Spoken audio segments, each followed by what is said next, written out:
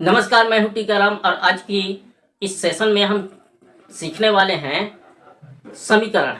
जी हाँ, समीकरण सीखने वाले। शुरुआत से हम समीकरण सीखेंगे। समीकरण होता क्या चीज़ है और समीकरण बनते कैसे हैं, कौन सा समीकरण है और कौन सा जो है समीकरण नहीं है।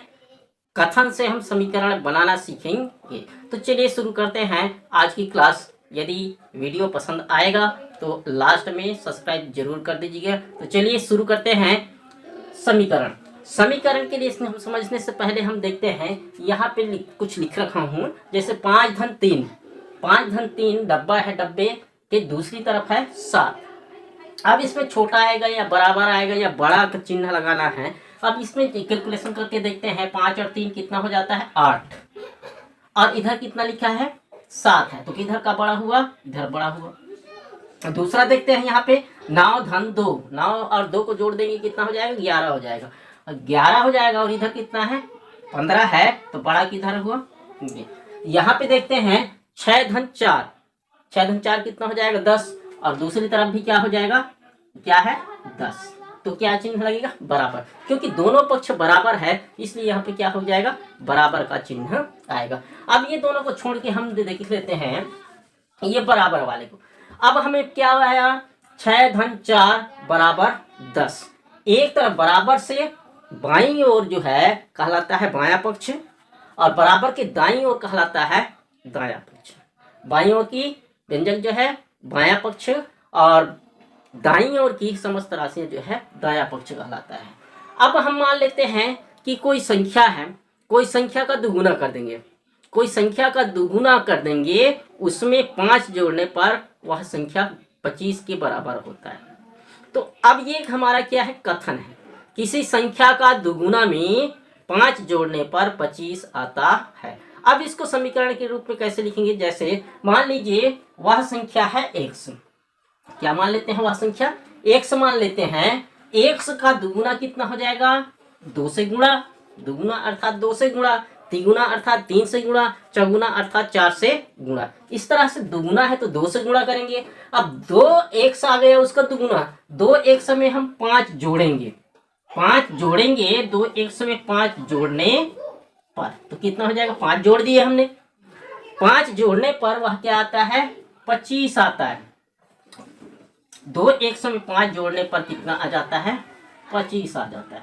ये जो है 25। तो ये हमारा क्या बन गया, समीकरण बन गए। तो समीकरण बनने के लिए हमारा क्या होना चाहिए, सबसे पहले बराबर होना चाहिए, ठीक। दूसरा बात क्या होना चाहिए, यहाँ पे देखिए चर और अचर राशि दोनों है। चर राशि क्या है, जिसका मान जो है बदलता रहता है। x का मान 2 भी हो सकता है, कहीं 5 भी हो सकता है, कुछ भी हो सकता है, कोई भी संख्या हो सकता है। अर्थात XYZ जो है हमारा ये चर राशि है और अचर राशि ये 2 और 5 है, ये अचर राशि है। तो चर राशि का होना समीकरण में जरूरी है, अर्थात अज्ञात राशि जिसका मान हमको क्या करना है, ज्ञात करना है। तो चर राशि होना चाहिए और दोनों तरफ क्या दोनों के बीच में क्या हो, समानता हो। तो दो व्यंजकों के बीच की समानता वाले कथन को ही हम क्या कहेंगे, समीकरण कहेंगे। अब ये हमारा समीकरण है। समीकरण के लिए हम देखते हैं, जैसे ये उदाहरण लेते हैं, 2x धन 3 बराबर 7, 3 धन 4x धन 5, 6 धन 9y बराबर 8। अब इसमें देखते हैं कौन समीकरण है और कौन समीकरण नहीं है। देखिए 2x धन 3 बराबर 7, इसमें क्या है, बराबर है, बराबर के साथ साथ क्या है, चर राशि भी है। तो ये हमारा क्या है, समीकरण है। यहाँ पे देखिए 3 धन 4x धन 5 है, यहाँ पे बराबर का चिन्ह कहीं पर भी नहीं है, अर्थात ये जो है समीकरण हमारा नहीं है। 6 धन 9y बराबर 8 है, ये भी क्या है, समीकरण है। दूसरा लेते हैं 2x धन 5y बराबर 30, ये भी क्या है, समीकरण है, इसमें भी बराबर है। लेकिन यहाँ पे देखिए, यहाँ पे एक चर राशि थी, एक चर राशि है, केवल ए ही एक चर राशि है, उसे एक चर राशि वाले समीकरण कहेंगे। और यहाँ पर देखिए x भी चर राशि है और y भी चर राशि है, तो यहाँ पर दो चर राशियां हैं, तो इसको दो चर राशि वाले समीकरण कहते हैं। तो इस तरह से हम समीकरण को पहचान सकते हैं कि कौन सा समीकरण है और कौन सा समीकरण नहीं है। अब समीकरण कथन को समीकरण के रूप में कैसे लिख सकते हैं? मान लीजिए कोई संख्या का 3 गुना में, कोई संख्या का 3 गुने में 5 घटाने पर 10 आता है। कोई संख्या का, मान लीजिए माना संख्या क्या है, माना वह संख्या x है। x का 3 गुना, x का 3 गुना, 3 गुना कितना हो जाएगा 3x। x का 3 गुना में 5 घटाने पर, 5 घटा देंगे, 3 गुना में क्या कर देंगे 5 घटा देंगे पर कितना आता है 10 आता है। ये हमारा क्या बन गया, समीकरण बन गया। इसी में हम इसी को हम किस रूप में लिख, कथन के रूप में कहेंगे तो क्या होगा, किसी संख्या का 3 गुना, किसी संख्या का 3 गुने में 5 घटाने पर 10 के बराबर होता है या 10 आता है। इस तरह से हम क्या कर सकते हैं, कथन को समीकरण के रूप में लिख सकते हैं या समीकरण को कथन के रूप में लिख सकते हैं। और यदि कथन को समीकरण के रूप में लिखते हैं, किसी संख्या के दुगुने में, किसी संख्या के दुगुने में से 3 कम करने पर 17 आता है। किसी संख्या का दुगुना, मान लीजिए संख्या कोई जरूरी नहीं है कम है, x ही ले, y भी ले सकते हैं, माना कि वह संख्या y है। y का तिगुना, y का तिगुना क्या हो जाएगा 3y।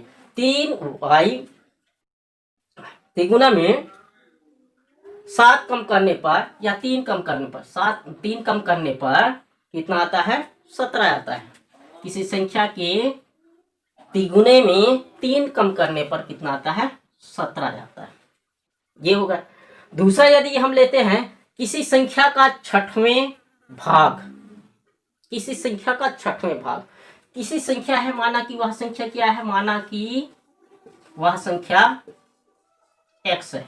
x का 6वां भाग, x का 6वां भाग, x का 6वां भाग कितना होगा 6, x बटे 6। x का 6वां भाग कितना होगा x बटे 6। 6वां भाग कितना है 7 है, अर्थात प्रश्न के अनुसार क्या हो जाएगा x बटे 6 बराबर कितना होगा 7। ये भी देखिए बटे के रूप में है, लेकिन ये भी क्या है, इसमें बराबर का चिन्ह है, चर राशि है, तो ये भी क्या है एक समीकरण है। और दूसरा देख लेते हैं, किसी संख्या एवं 5 का अंतर, 5 का अंतर 8 है। किसी संख्या एवं, मान लो जी वो संख्या क्या है y,